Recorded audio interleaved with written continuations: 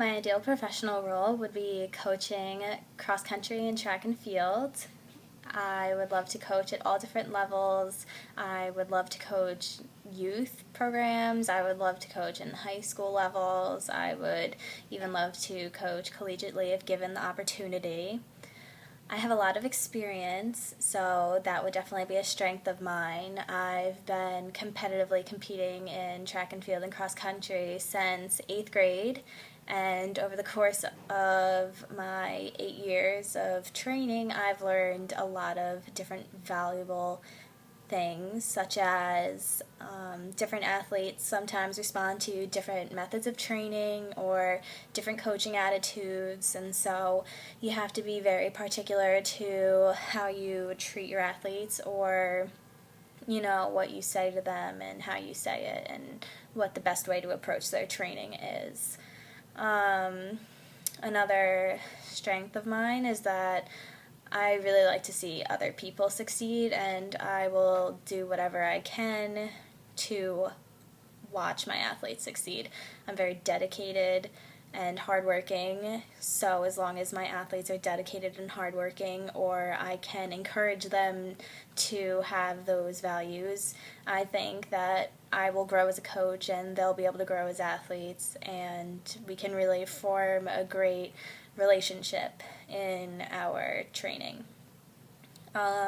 Through my research, I learned that unfortunately there aren't a lot of female coaches, especially when it comes to female coaches coaching men's sports.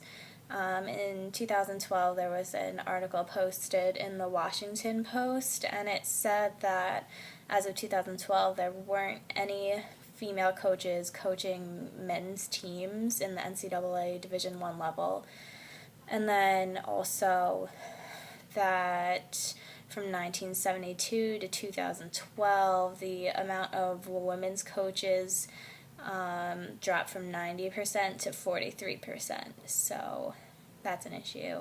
Also that, of course, there's that debate over men getting paid more than women, but at the end of the day, I would love what I'm doing, so money wouldn't necessarily matter. So different things that would affect the job would be issues such as social class or race, and that sometimes different age groups need certain needs. When it comes to the issue of social class, running is initially a low to middle class sport. You don't really need much to run. You just need a pair of shoes, t-shirt, and shorts, and then you can just hit the road for a few miles, and that's it. Of course, once you get to a more competitive level, there's the issue of, paying for gear such as jerseys and warm-ups and spikes and all of that, and then sometimes the training shoes even get expensive, but initially it's pretty low cost. When it comes to race, there are, of course, the different stereotypes when it comes to Hispanics, African Americans, Asians, and all the different categories. But on my team, I'd like to encourage that every person's considered equal, and that everyone should be treated fairly no matter what their gender or race is. And also, there's the final issue that